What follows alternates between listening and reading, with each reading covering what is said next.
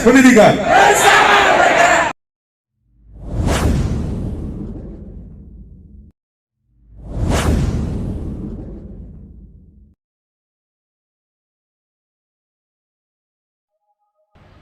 Assalamualaikum warahmatullahi wabarakatuh.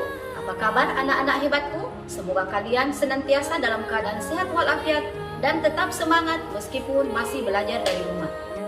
Marilah kita senantiasa berucap syukur kepada Allah Subhanahu wa taala yang senantiasa memberikan limpahan rahmat kepada kita semua. Salawat dan salam selalu tercurah kepada Nabiullah Muhammad sallallahu alaihi wasallam, Nabi yang telah menjadi suri tauladan bagi umat manusia di muka bumi. Anak-anakku yang hebat, pada video sebelumnya kita telah mempelajari organ-organ pada sistem ekskresi. Masih ingatkah kalian organ-organ apa saja yang menyusun sistem ekskresi pada manusia? Ya, ginjal, kulit, hati, dan paru-paru. Organ-organ ekskresi tersebut dapat mengalami berbagai gangguan atau kelainan yang beragam, tergantung pada organ tempat terjadinya, mulai dari infeksi saluran kencing, wasir, dan sebagainya. Untuk mengetahui lebih banyak tentang gangguan atau kelainan pada sistem ekskresi serta penyebabnya, silahkan anak-anakku sekalian menonton video pembelajaran ini sampai selesai. Gangguan pada sistem ekskresi. Adapun tujuan pembelajaran yang ingin kita capai, 1. Peserta didik dapat menjelaskan macam-macam gangguan sistem ekskresi manusia, upaya pencegahan dan penanggulangannya dengan benar. 2. Peserta didik dapat menganalisis upaya menjaga kesehatan sistem ekskresi manusia dengan benar. Baiklah, mari kita lihat gangguan pada ginjal. Yang pertama, nefritis. Nefritis atau radang ginjal adalah penyakit rusaknya nefron terutama pada bagian glomerulus ginjal. Nefritis disebabkan oleh infeksi bakteri Streptococcus. Gejala: demam, tekanan darah tinggi, urin mengandung nanah atau darah, nyeri perut yang menjalar sampai ke bagian ginjal, susah buang air kecil dan sering muntah. Adapun upaya pencegahan dengan proses cuci darah atau pencangkokan ginjal. Yang kedua adalah batu ginjal. Batu ginjal adalah gangguan yang terjadi karena terbentuknya endapan garam kalsium di dalam rongga ginjal atau pelvis renalis, saluran ginjal atau kandung kemih. Endapan terbentuk karena seseorang terlalu banyak mengkonsumsi garam mineral dan kekurangan minum air serta sering menahan kencing. Adapun upaya pencegahan dari batu ginjal adalah dengan meminum cukup air putih setiap hari, membatasi konsumsi garam karena kandungan natrium yang tinggi pada garam dapat memicu terbentuknya batu ginjal serta tidak sering menahan kencing. Yang ketiga, hematuria, merupakan penyakit yang ditandai dengan adanya sel-sel darah merah pada urin. Penyakit ini disebabkan tersumbatnya saluran kemih akibat gesekan dengan batu ginjal, juga disebabkan oleh infeksi bakteri pada saluran kemih. Adapun upaya pencegahannya, jangan menunda buang air kecil, membersihkan tempat keluarnya urin dari arah depan ke belakang untuk menghindari masuknya bakteri dari dubur, serta banyak meminum air putih. Upaya pencegahannya adalah dengan memberikan antibiotik untuk membersihkan infeksi bakteri pada saluran kemih. Selanjutnya kita lihat gangguan pada kulit. Antara lain jerawat. Jerawat adalah suatu kondisi kulit yang ditandai dengan terjadinya penyumbatan dan peradangan pada kelenjar minyak. Jerawat timbul karena kurangnya menjaga kebersihan kulit sehingga berpotensi terjadi penumpukan kotoran dan kulit mati, faktor hormonal, penggunaan kosmetik yang berlebihan dan mengandung minyak, dapat menyumbat pori-pori serta konsumsi makanan berlemak secara berlebihan.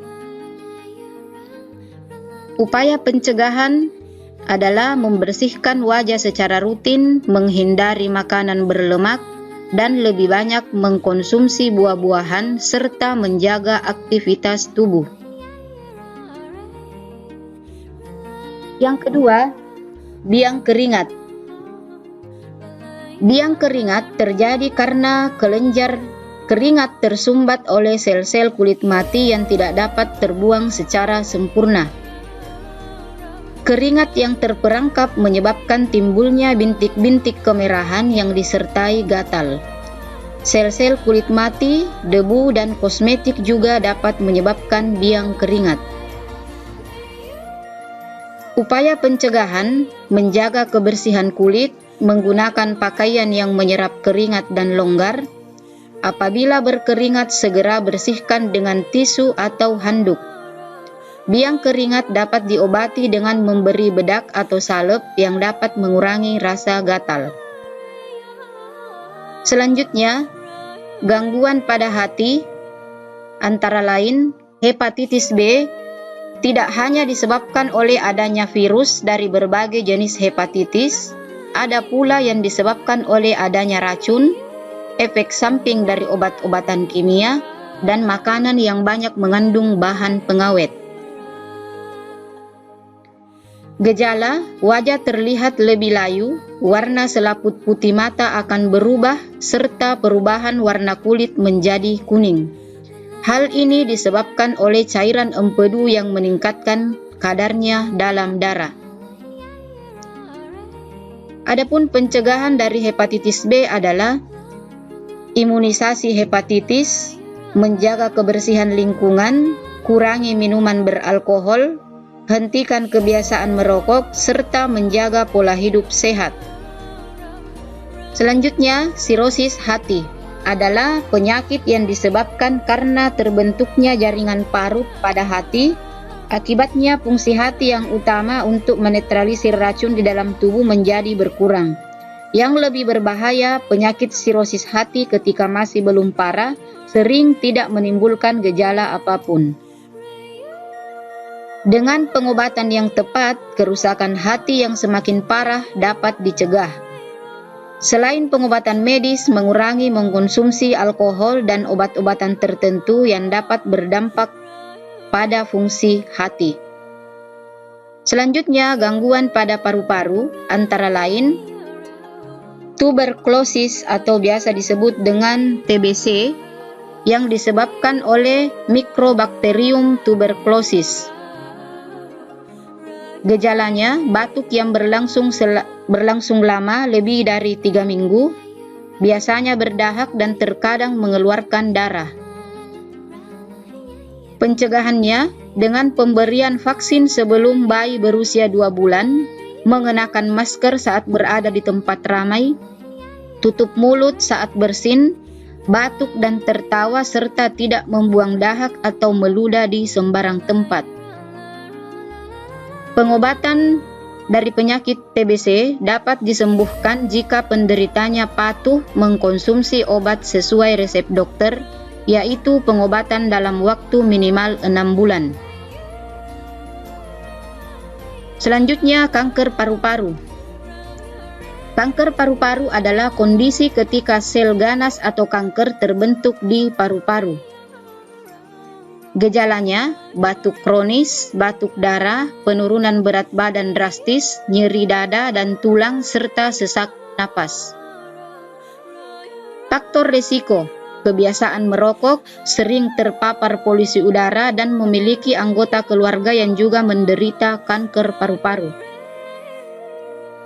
Pengobatannya, stadium awal dengan operasi, tetapi jika mencapai stadium lanjut dapat dilakukan dengan radioterapi dan kemoterapi. Selanjutnya, silahkan anak-anakku mengerjakan tugas proyek seperti yang ada pada Modul membuat poster tentang gangguan pada sistem ekspresi.